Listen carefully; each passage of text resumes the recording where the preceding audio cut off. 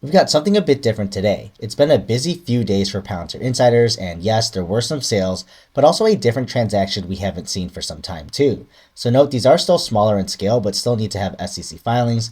So first we start with Alexander Moore, who acquired 12.6 thousand shares at $0, which I'll explain shortly, and sold 20.4 thousand shares, meaning he has around 1,587,000 shares left. So you'll see in the explanation of responses for the first note that these were restricted stock units or RSUs that allowed him to receive shares based on the vesting schedule.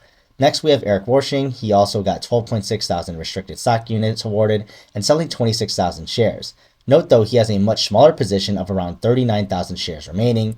Then the following two, we have restricted stock units being acquired of 12.6 thousand for Lauren Stat, bringing her position up to 74,000 shares, and then keeping the indirect ownership by her spouse at 176,000 the same, while Alexandra Schiff acquired her 12.6 thousand shares with no sells also, bringing her holdings to 199,000 shares.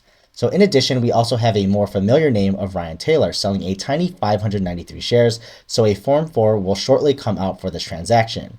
But yeah, a bunch of almost, let's say, microtransactions, but we know people like to find meaning in this.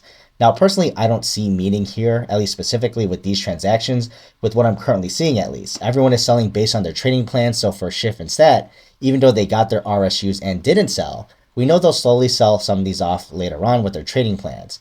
And it probably just didn't time out with the awarding of these compared to Moore and Warshing.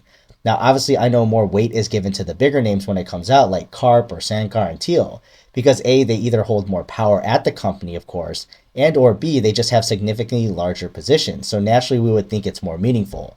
But I still think it's interesting to follow what the directors with smaller positions, especially when we see something out of the ordinary when that time comes.